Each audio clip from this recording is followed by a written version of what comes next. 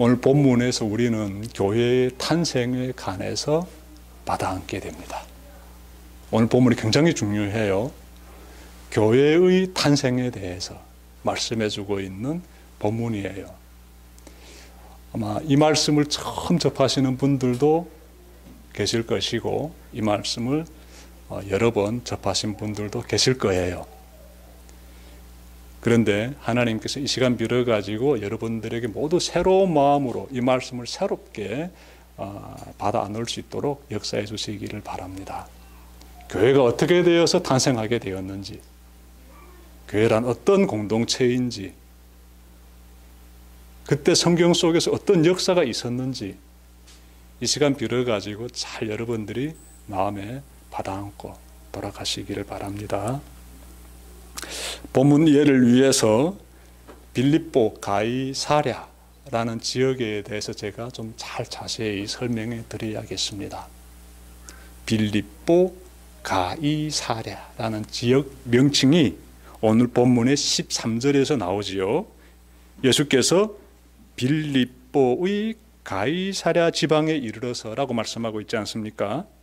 빌립보 가이사랴라는 이 지역은요, 예수님이 활동하셨던 그 갈릴리 호수 주변에서 보게 되면은요, 거기에서부터 약 40km 정도 떨어져 있습니다. 그러니 예수님 활동하시던 갈릴리 호수 주변에서 그리 멀지 않은 곳이지요. 그곳에 빌립보 가이사랴라는 이러한 도시가 있습니다. 근데 이 도시는요, 이 도시는 그냥 일반 도시가 아니라 수도입니다. 수도. 분봉왕 헤롯 빌립이 이곳에 수도를 건설했습니다. 원래 이곳은 작은 마을이었어요. 그런데 이곳을 개발한 거예요. 수도로 이렇게 도시를 세운 겁니다. 누가? 헤롯 빌립이라는 사람이. 이 사람이 이 지역을 통치하는 분봉왕이었어요. 이 헤롯 빌립은 로마의 황제를 기념하기 위해서 이 수도의 이름을 가이사랴라고 지으려고 하는데요. 여기에서 우리가 짚고 넘어가야 되는 것이 있습니다. 이 도시의 이름을 가이사랴, 즉 로마 황제의 이름을 따다가 이렇게 지으려고 하는데 그 정도라면은 도시가 꽤 규모가 있었을 것 같습니다. 자그마한 도시라면은 로마 황제의 이름을 붙일 수 없지요. 만약 로마 황제의 이름을 자그마한 도시에다 붙였다면은 로마 황제에 대한 모욕이 될 수도 있습니다. 그래서 우리는요, 빌립이 수도를 건설하고 가이사랴라고 지었는데 그 가이사랴라는 그 짓고자 하는 로마 황제의 이름을 따다가 가이사랴라고 이렇게 도시 이름을 짓고자 하는 것만 놓고 봐도 이 당시 그 도시가 꽤 규모가 있었겠다라고 우리가 생각해야 됩니다. 나름 큰 도시다라고 생각해야 돼요. 자, 그런데 지중해 연안 항구 도시들 가운데 가이사랴라는 도시가 있었어요. 그래서 이 분봉왕 헤롯 빌립은 지금 가이사랴라는 도시가 지중해 연안에 있으니까 내가 지은 이 도시는 가이사랴라고 이름 지을 수도 없고 같은 이름 두게 되면 좀 그렇지 않아요. 그래서 자기 이름을 그 앞에다 붙이게 됩니다.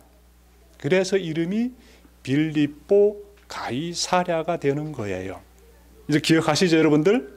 네, 빌립보 가이사랴가 그렇게 되어서 만들어진 이름입니다. 자, 빌립보 가이사랴를 그려볼 때 우리가 놓치지 말아야 하는 것 세 가지가 있습니다. 이제부터 여러분들이 화가가 되는 거예요. 제가 그 시대 당시의 상황 속으로 여러분들을 좀 인도해 드리고 싶습니다. 여러분들의 마음 가운데 빌립보 가이사랴가 쫙 그려지기를 저는 바라요. 여러분들이 붓을 가지고 이 도시를 잘 그리기 위해서는 세 가지를 기억하면 좋겠습니다. 먼저 무엇인가 하면 그곳에는 여러 신전들이 있었습니다. 신전들. 신을 숭배하는 굉장히 의리의리한 이런 신전들이 그곳에 여러 개 있었습니다. 대표적인 신전 하게 되면 로마의 황제를 숭배하는 신전이 있었어요. 그리고 삶의 풍요를 약속해주는 이 바알을 숭배하는 신전도 있었어요. 그리고 이 지역은 울창한 수림이 있기 때문에 숲을 숭배하는 판이라는 신전도 있었고요. 그래서 여러 우상 숭배 신전들이 빌립보 가이사랴라는 이 도시에 세워져 있습니다. 여러분들 먼저 이 부분을 딱 기억해 보시면 좋을 것 같아요. 다음으로 여러분들 생각해 보십시오. 이러한 신전들이 도시에 쫙 세워지게 되면 그 도시 분위기가 어떨 것 같습니까? 제가 시간 많이 지났습니다. 수년 전에 인도에 갔는데요. 인도에 가서 의리의리한 힌두교 사원을 방문했습니다. 그 힌두교 문화를 알고 싶어가지고 그 사원에 들어가 봤는데 보니까 사람들이 그곳에서 굉장한 종교심을 발휘하더라고요. 막 정말 진지한 표정을 가지고 사람들이요, 그 기둥에 손을 탁 대고 기도드린다든지, 어떤 사람은 그냥 그 사원 바닥에 쫙 사지 펴고 누워 있습니다. 아마 꽉 누워가지고 신 앞에서 자신의 이러한 낮아짐을 보여주면서 기도드리는 것 같습니다. 물론 사원에 들어갈 때 신발 다 벗어야 돼요. 사원은요, 유리알처럼 깨끗하고 의리의리합니다. 그리고 향이 타는 냄새가 자욱해요, 사원 안에. 그리고 잔잔하게 그 신을 숭배하는 노래가 그 사원에 쫙 흐릅니다. 그러니까 나도 모르게 어느 순간 숭엄해지는 감정을 이렇게 내가 느끼게 되더라고요. 그 힌두교를 믿는 사람들이 와가지고 진지한 표정을 하면서 이렇게 신을 숭배하는 그 분위기와 사원이 또한 가지고 있는 압도적인 그 건물이 보여주는 그런 위압감과 향이 타는 냄새와 흘러나온 노래소리와 더불어가지고 나도 모르게 내가 막 숭엄해지는 걸 느꼈다는데요. 가이사랴 빌립보 가이사랴라고도 할 수 있는데, 이 도시에 이러한 그 어떤 신적인 위압감을 풍기는 신전들이 여러 개 있었다는 것은 우리로 하여금 그 도시를 그려볼 때, 야, 그 도시 그거 들어서게 되면은 나도 그 어떤 경외심, 우상 숭배의 그러한 현장에서 느끼게 되는 그 어떠한 숭엄함, 그런 기분에 젖어들 수 있겠네, 이런 생각을 가지게 되는 거예요. 네, 우리 아이들 떼어놓는 거 가만 놔두십시오. 오늘이 아이들의 명절이지 않습니까?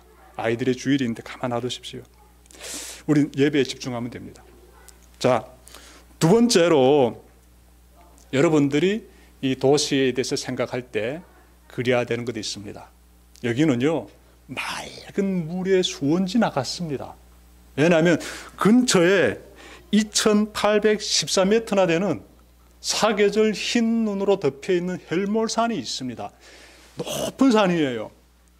그 헬몰산 기슭에 그 산자락 아래에 빌립보 가이사랴 이 도시가 있습니다.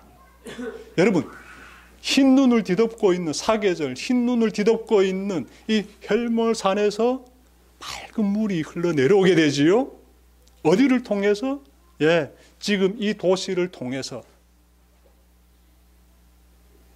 헤롯 빌립이 건설한 이 빌립보 가이사랴 이 도시로 그 물이 쫙 내려와서 어디로 가는가 하면은요, 갈릴리 호수로 내려갑니다. 그리고 갈릴리 호수에서 다시 그 물이 요단강으로 내려가요. 그래서 이스라엘 역사에서 요단강은 굉장히 중요한 강이지요. 그 요단강의 근원지가 바로 어딜까요? 네, 빌립보 가이사랴인 거예요. 맑은 물이 풍부한, 수자원이 풍부한 그런 도시가 빌립보 가이사랴다. 여러분들이 두 번째로 기억해야 되는 그러한 이미지가 되겠습니다. 자, 세 번째는요, 여러분 이 도시에 대해서 생각할 때 인구 밀도에 대해서도 함께 기억했으면 좋겠습니다. 도시의 인구 밀도. 여러분, 우리 한번 그냥 상식적으로 생각해 봅시다. 그 당대 신을 숭배하는 그 열의가 굉장히 높은 사회입니다. 고대 사회니까나. 그런데 도시에 여러 신전들이 있어요. 그리고 맑은 물, 수자원이 풍부해요. 거기에다 이 지역은요, 이 토질이 굉장히 좋습니다. 옥토예요. 그리고 수도예요. 도시가 세워져 있어요. 그러면 인구 밀도가 높을까요? 낮을까요? 사람들이 많이 모여 살까요? 적게 모여 살까요? 당연히 사람들이 모여오지요.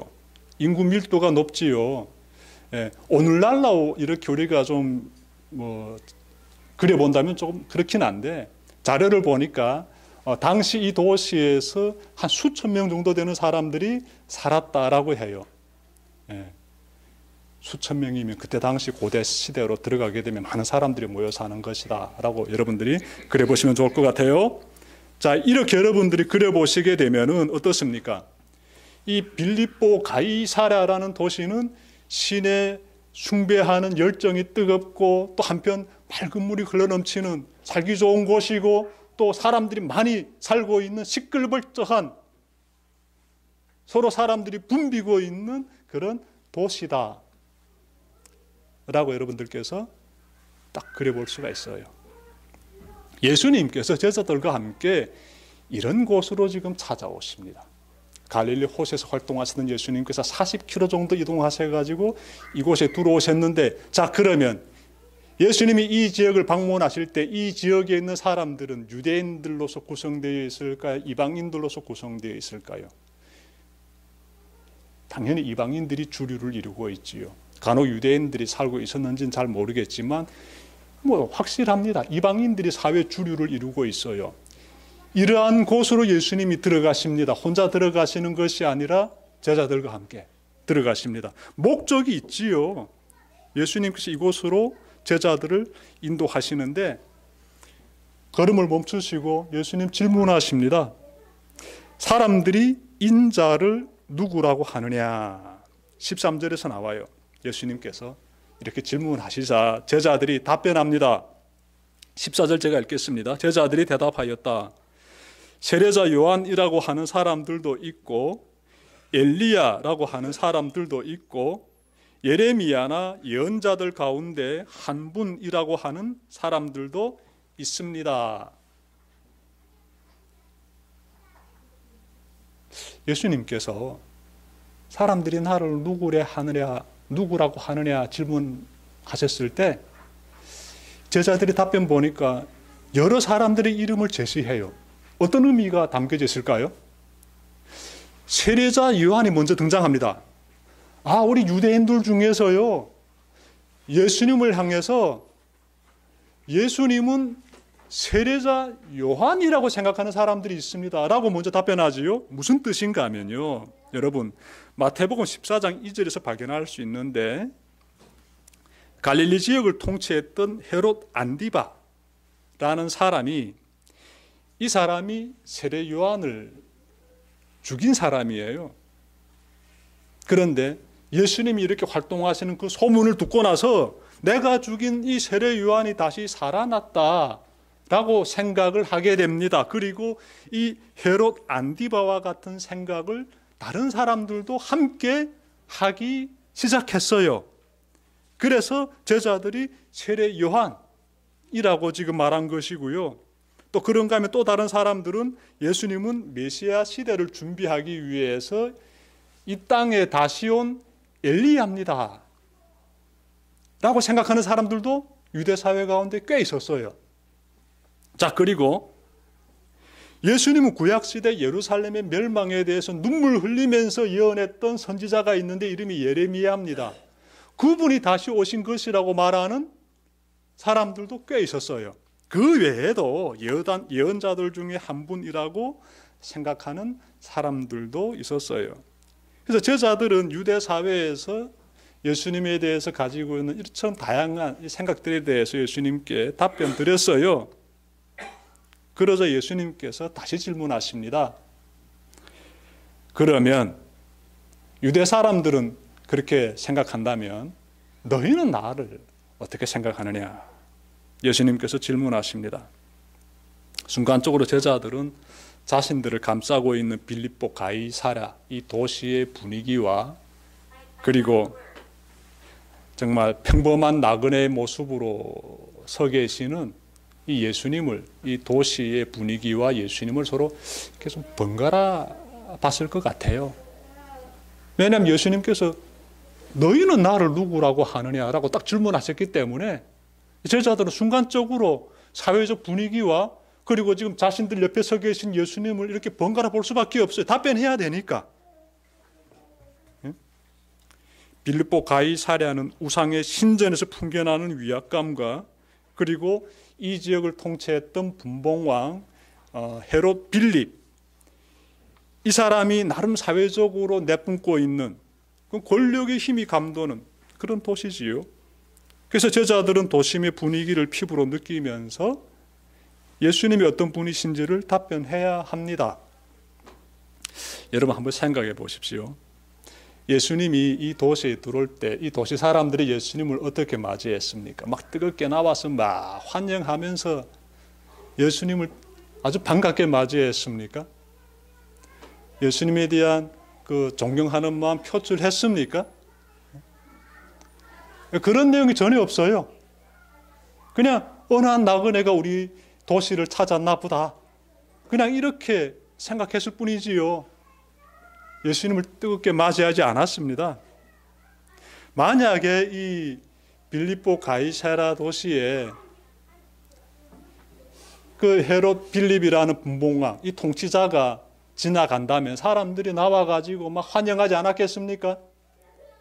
로마의 황제, 그때 티베리우스가 통치하고 있었는데 이 사람이 그 도시를 지나간다면 사람들이 나와가지고 막 야단법석이었을 거예요. 환영하고 얼굴 한번 보겠다고.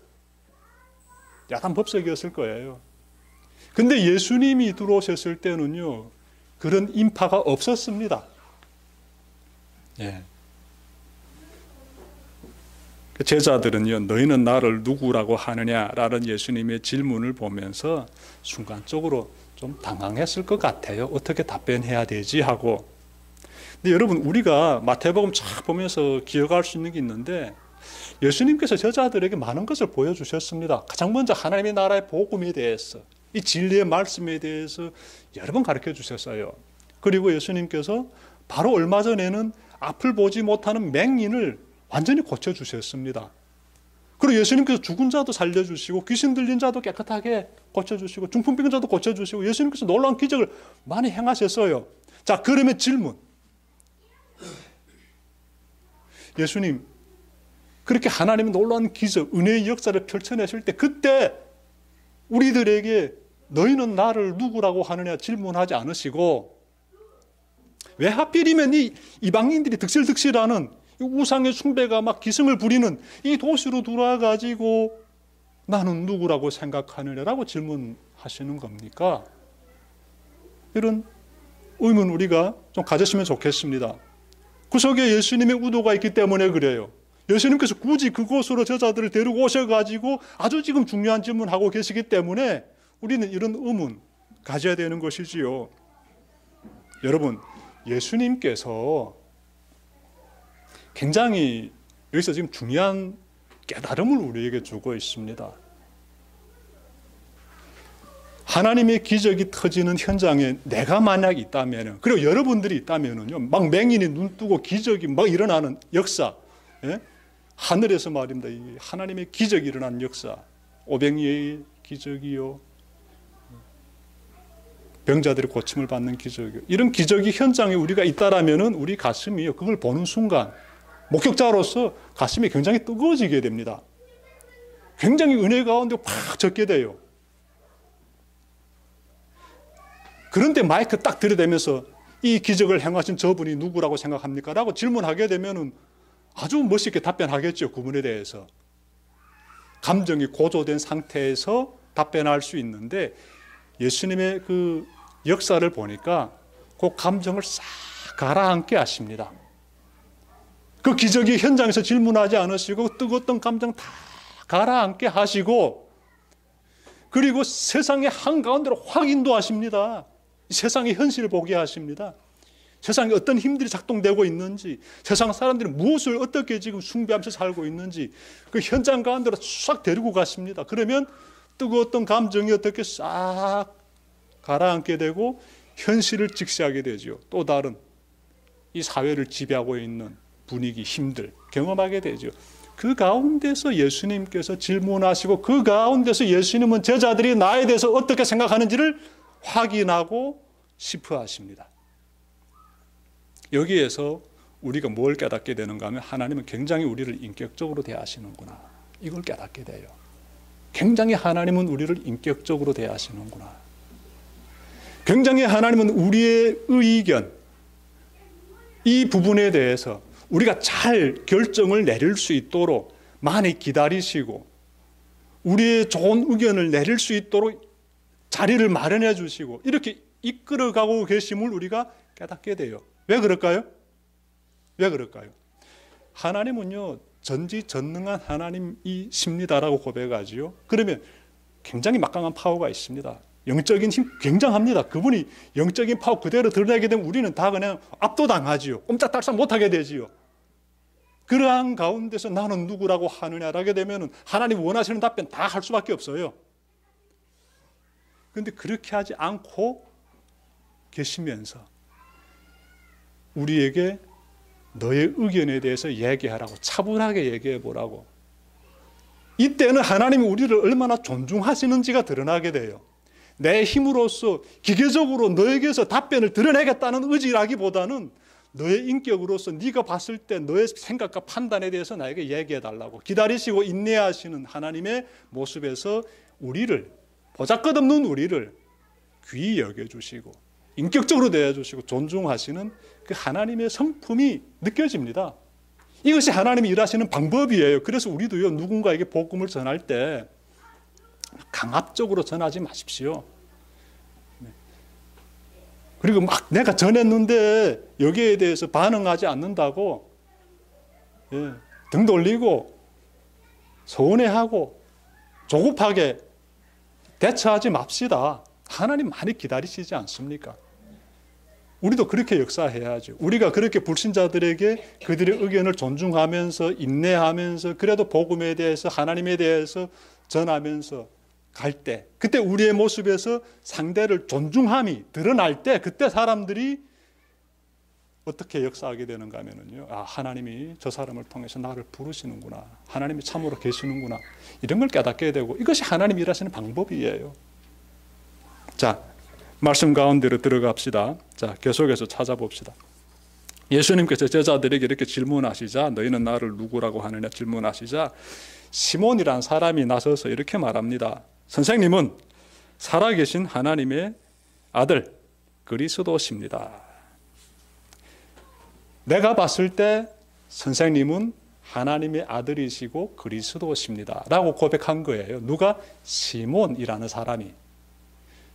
내가 봤을 때 당신은 하나님의 아들 신이시고요, 내가 봤을 때 당신은 하나님께서 약속하신 그리스도, 이 땅의 구주로 오시기로 하나님께서 예비하신 분 바로 당신이십니다 라고 이 베드로, 시몬, 이 사람이 지금 고백하고 있습니다.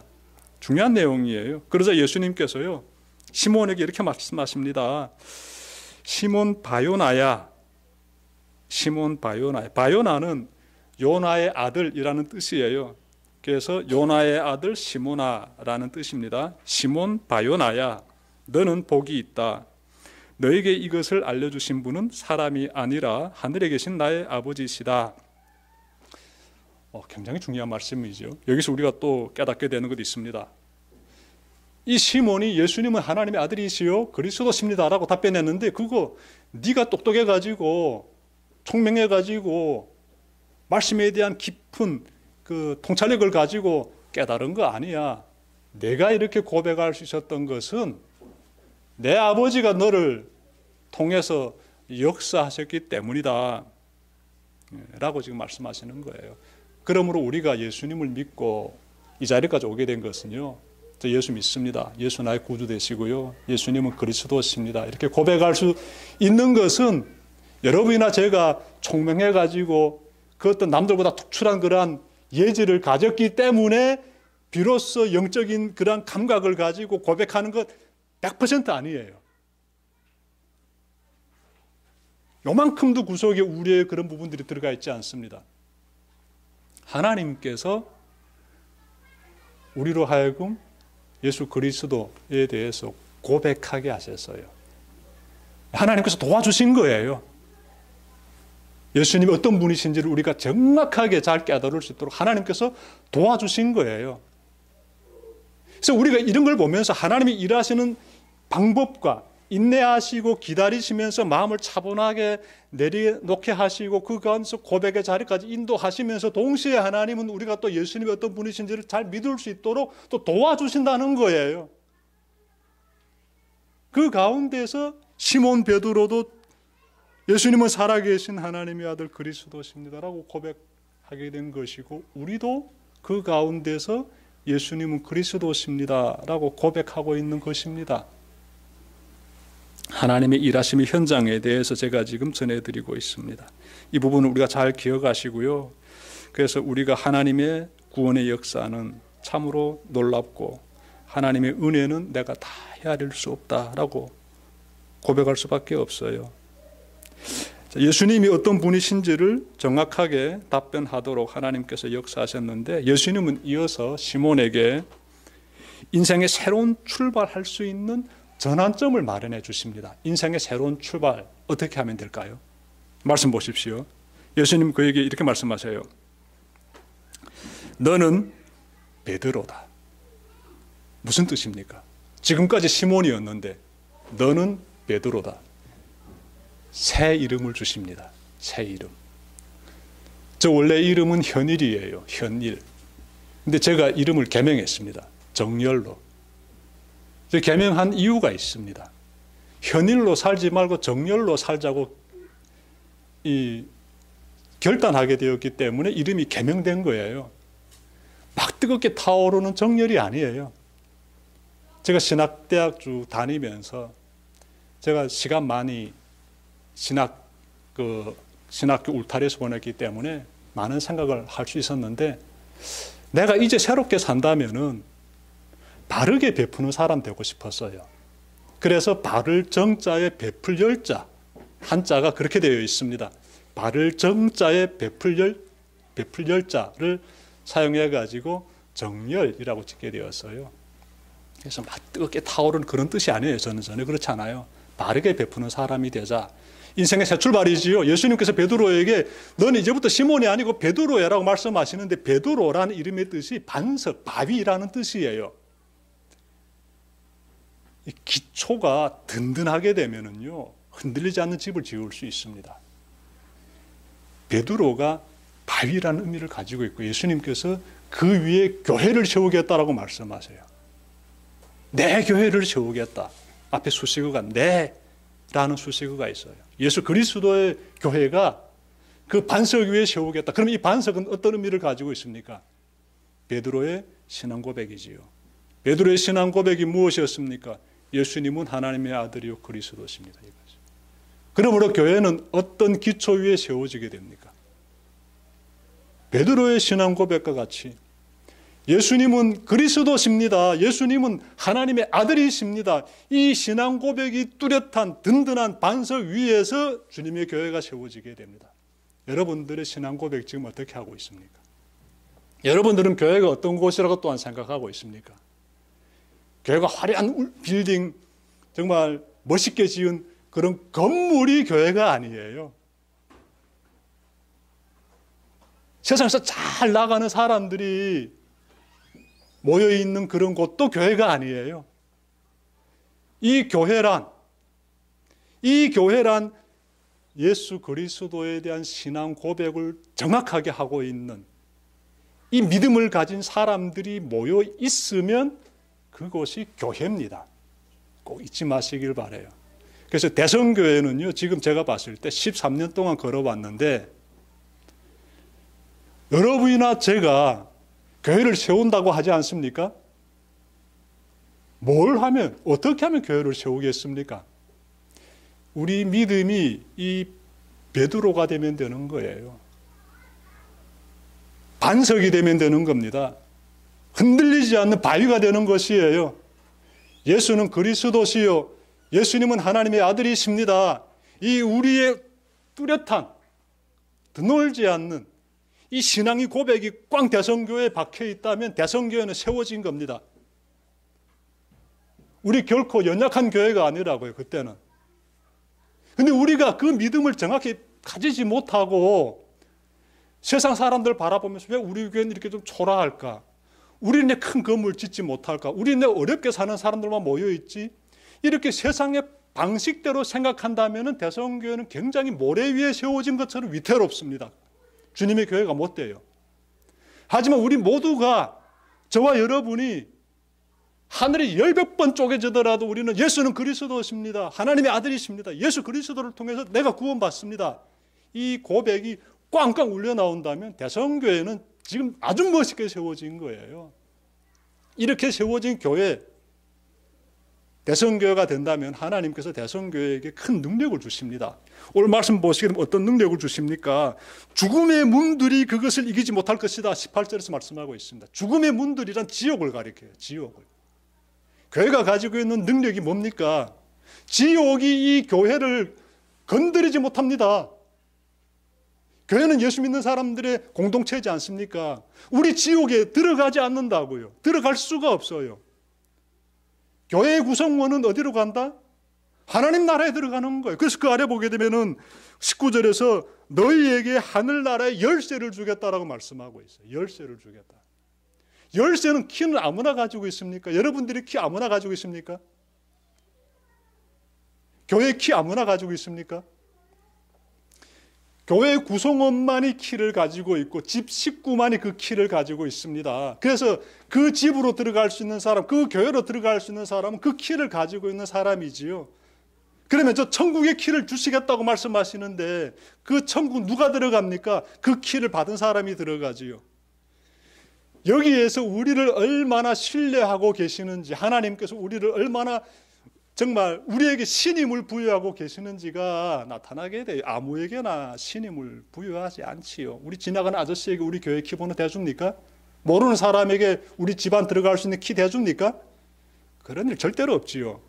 하나님이 우리에게 천국을 열고 들어갈 수 있는 키를 주시겠다는 것은 우리를 그만큼 믿으신다는 거예요. 그래서 우리는 그 은혜에 대해서 감격해하는 거예요.